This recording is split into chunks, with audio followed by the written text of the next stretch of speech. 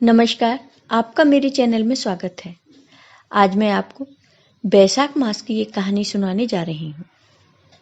किसी नगर में एक राजा राज्य करते थे। वह राजा बहुत ही धार्मिक प्रवृत्ति के थे। वह राजा बैसाख माह में प्रतिदिन ब्रह्म मुहूर्त में उठकर गंगा जी में स्नान करते थे। राजा का आदेश था कि मुझसे पहले गंगा जी में कोई भी स्नान नहीं करेगा। राजा जब गंगा जी में स्नान करने जाते तो उन्हें प्रतिदिन शांत जल के स्थान पर हिलता हुआ हलचल युक्त जल दिखाई देता था। तो राजा को संदेह होता था कि निश्चय ही मुझसे पहले कोई प्रतिदिन गंगा जी में स्नान करता है। अतः राजा ने नदी के तट पर पहरेदार बिठा दिए। गंगा जी के तट पर एक वृक्ष था। उस वृक्ष पर एक बंदरिया रहती थी।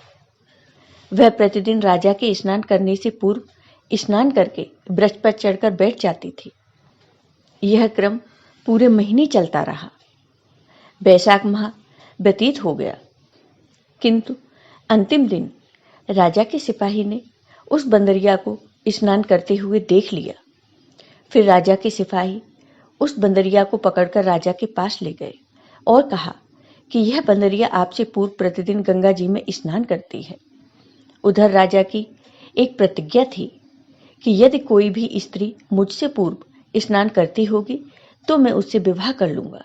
इसलिए उस राजा को उस बंदरिया के साथ विवाह करना पड़ा। बैसाख स्नान के पुण्य से वो बंदरिया गर्भवती हो गई। 9 महीने पूरे होने पर उस बंदरिया ने राजा से पूछा कि शिशु जन्म के समय मुझे क्या करना चाहिए। तब राजा ने महल में एक घंटी लगवा दी और उस बंदरिया से कहा, जब तुम्हें दर्द हो तो उसे बजा देना, मैं संपूर्ण प्रबंध कर दूंगा। राजा की अन्य रानियां भी थीं। उन रानियों के कोई भी संतान नहीं थी। जब उन रानियों को ये समाचार मिला कि बंदरिया गर्भवती है तो वह बंदरिया से ईर्ष्या करने लगी और भावी संतान का नाश करने हेतु विभिन्न योजनाएं बनाने लगी। घंटी लगी देखकर एक रानी ने बंदरिया से इसका कारण पूछा तो बंदरिया ने संपूर्ण बात उन रानियों को बता दी। तब रानियों ने उस बंदरिया को बहकाया कि एक बार घंटी बजाकर तो देख ले कि राजा आते हैं या नहीं। बंदरिया ने घंटी बजाई तो राजा दौड़े दौड़े महल में आए और घंटी बजाने का कारण पूछा। तब उस बंदरिया ने उत्तर दिया कि मैंने तो इन रानियों के कहने पर घंटी बजाई थी। तब रानियों ने राजा से कहा कि यह तो पशु है और न जाने कितनी बार घंटी बजाएगी। इस प्रकार कहकर उन्होंने घंटी को हटवा दिया। कुछ दिनों बाद बंदरिया की शिशु जन्म का समय आया तो उसने अन्य रानियों से पूछा कि मैं क्या करूं। तब रानी ने कहा कि तुम आंखों पर पट्टी बांधकर सो जाओ। बंदरिया के बैसाख माह के स्नान के पुण्य प्रताप के रूप में एक सुंदर पुत्र प्राप्त हुआ।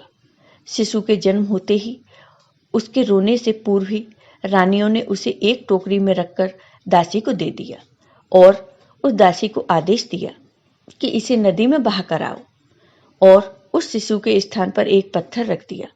राजा को भी कहलवा दिया कि बंदरिया ने एक पत्थर को जन्म दिया है।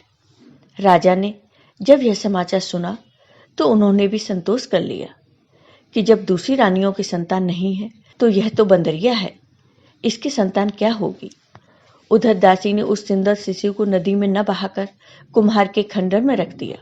दूसरे दिन कुम्हार कुम्हारिन खंडर में आए तो वहां एक सुंदर शिशु को रोते हुए देखा। कुम्हार कुम्हारिन भी निसंतान थे। उन्होंने उस शिशु को अपने लिए भेजी गई भगवान की भेंट मान लिया और बड़े प्रेम से शिशु का पालन पोषण करने लगे। कुछ बड़ा होने पर बालक को यह ज्ञात हुआ कि वह रानी बांदरी का पुत्र है, जिसको रानियों ने मरवाना चाहा था।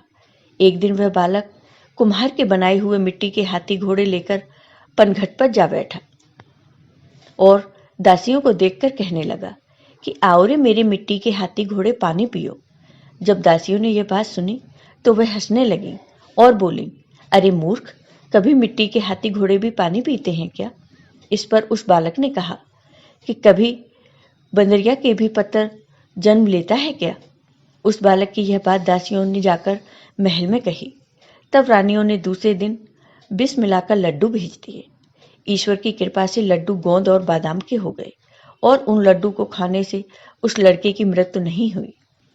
यह समाचार दासी ने रानी को कहा और रानी ने राजा से कहकर कुमार को देश निकाला दिलवा दिया। कुम्हार वन में रहने लगा। अगले वर्ष चैत माह में माता गणगौर के पूजन का दिन आया तो वह बंदरी का पुत्र 108 करवे और 108 गोली लेकर तथा घड़े में पानी भरकर बगीचे के बाहर बैठ गया।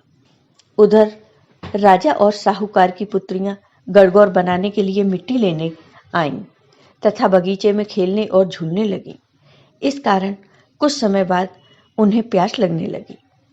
तब उन्होंने उस बंदरिया के पुत्र से जल पिलाने के लिए कहा तो उस बालक ने उत्तर दिया कि मेरे पास एक गोली है, उसे खाते जाओ और मेरे चारों ओर फेरे लगाते जाओ, तब तुम्हें मैं जल पिलाऊंगा। इस पर पहले तो उन कन्याओं ने मना कर दिया, लेकिन उनको प्यास बहुत तेज लगी थी। इस कारण वह उस बालक की बात मान गई। इस प्रकार गोली खाने और उस युवक के साथ फेरे लेने से वह गर्भवती हो गई। बाद में जब उनके माता पिता को यह ज्ञात हुआ तो वह सभी कुम्हार के पास आए और संपूर्ण बात कुम्हार को बताई। उन्होंने कुम्हार से कहा कि तेरे पुत्र ने हमारी कन्याओं से विवाह किया है, अब तुम्हें इन्हें अपने पास रखना होगा। तब कुम्हार ने निर्धन होने के कारण असमर्थता व्यक्त की। 2 कन्याओं के माता पिता ने बहुत सारा धन देकर अपनी कन्याओं को कुम्हार के घर विदा किया और कुम्हार के घर 108 बहुएं आ गईं और कालांतर में उनके 108 ही पोते हो गए। कुम्हार ने समस्त नगरी को भोजन हेतु निमंत्रण दिया और राजा को भी बुलवा दिया। राजा के यहाँ से रानी बांदरी के अतिरिक्त सब भोजन हेतु पधारे। तब राजकुमार राजा की आज्ञा लेकर बंदरी को लेने रथ पालकी लेकर गया और लाकर सभा में सबसे ऊंचे स्वर्ण आसन पर बिठा दिया। राजकुमार ने अपनी सभी पत्नियों को समझा दिया था कि बांदरी मुझे जन्म देने वाली माता है। एक एक बहू रानी बांदरी के चरण स्पर्श करती गई और एक एक सोने का सिक्का और पोते को गोद में देती गई। जब राजा और अन्य रानियों ने यह सब देखा तो कुम्हार के पुत्र से इसका कारण पूछा। रानियों को तो संदेह होने लगा कि यह अवश्य ही बांदरी का पुत्र है। इसलिए रानी रूठकर राजा को कहने लगी कि कुम्हार के पुत्र ने हमारा अपमान किया है और बंदरी का सम्मान किया है, अतः हम लौटकर जा रहे हैं। इधर राजा को पुत्र के जन्म का संपूर्ण रहस्य ज्ञात हो गया था, इसलिए उन्होंने रानियों को देश निकाला दे दिया और अपनी सभी पुत्र वधू तथा पोतों को लेकर महल में आ गया और राजकुमार का राज तिलक हुआ। कुम्हार कुम्हारिन को राजकुमार ने महल में रहने के लिए निवेदन किया, किंतु कुम्हार और कुम्हारिन इस बात के लिए राजी नहीं हुए। तब राजा ने उन्हें बहुत सारा धन दे दिया। बैसाख स्नान का इतना महत्व है तो सबको बैसाख स्नान करना चाहिए। बंदरी ने बैसाख स्नान किया तो उसे राजा का राज, पुत्र, बहुएं आदि प्राप्त हुए। तो हे ईश्वर, जैसे आपकी कृपा से उस बांदरी को पुण्य मिला, उसी प्रकार अपने सभी भक्तों पर अपनी कृपा सदा बनाए रखना। आपको ये वीडियो पसंद आया हो तो लाइक कीजिए, शेयर कीजिए और मेरे चैनल को सब्सक्राइब कीजिए।